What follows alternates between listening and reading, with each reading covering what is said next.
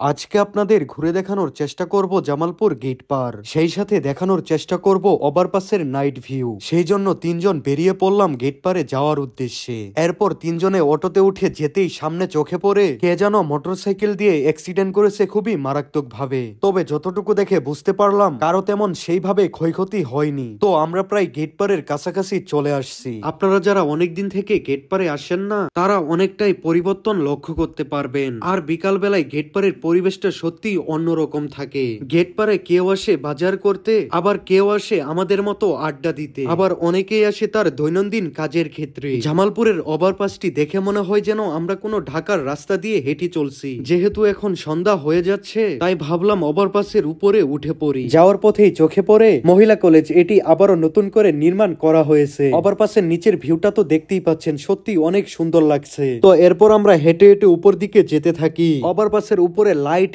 এবং কি কালার করার কারণে অনেকটাই আগের থেকে সুন্দর দেখা যাচ্ছে। হেঁটে হেঁটে আমরা ওভারপাসের মাঝখানে চলে আসছি। তারপর আমরা সামনের দিকে যেতেই দেখি এক সাইডে লাইট দিয়ে দিয়েছে। যেহেতু এখন সেইভাবে অন্ধকার হয়ে আসেনি, তাই ওভারপাসটি এক পাশে লাইট দেওয়াতেও সেইভাবে ফুটে ওঠেনি। এখন যেহেতু রাত হয়ে গিয়েছে, দেখি যে একটা ট্রেন যাচ্ছে সরিষাবাড়ির দিকে। ওভারপাসের উপর থেকে ট্রেনটি দেখতেও খুবই সুন্দর দেখাচ্ছিল। ওভারপাসের এত সুন্দর লাইটিং থাকার কারণে দেখে মনে হচ্ছিল আমরা যেন দিনের বেলায় হেঁটে চলছি। হেঁটে যাওয়ার পথে আমাদের মধ্যে ঝগড়া লেগে যায় কে আগে ওভারপাসের উপরে পিক তুলবে এবং কি সোশ্যাল মিডিয়ায় আপলোড করবে। এখন আমাদের জামালপুরের ওভারপাস ট্রেন্ডিং এ চলে আসছে এবং কি অধিকাংশ মানুষই ওভারপাসের উপরে পিক উঠাচ্ছে। এছাড়া ওভারপাসটি হওয়াতে সত্যি অনেক সুবিধা হয়েছে। অনেক টাকবাস উপর দিয়ে ইজিলি যেতে পারবে, যেটি আগে ওভারপাস না থাকাই সম্ভব ছিল না। তো হেঁটে যাওয়ার এক পর্যায়ে হঠাৎ দেখা হয় সম্রাট ভাইয়ের সাথে। ভাইয়ের সাথে অনেকক্ষণ ওভারপাসের উপরে আড্ডা দেওয়া হয়। অনেকক্ষণ আড্ডা দেওয়ার এক পর্যায়ে আমরা বলি যে চলেন ভাই চা খেতে যাই। তারপর হৃদয় আর আমার গোপন কথা শেষ করে আমরা চা খাওয়ার জন্য চলে আসি কোনো এক চায়ের দোকানে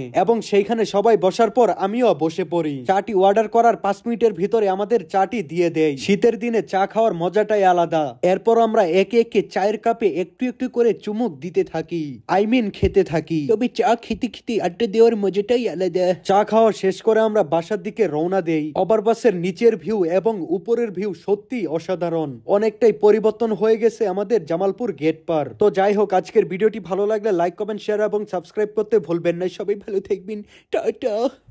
অবশেষে 20 দিন পরে এডিটটা শেষ করলাম।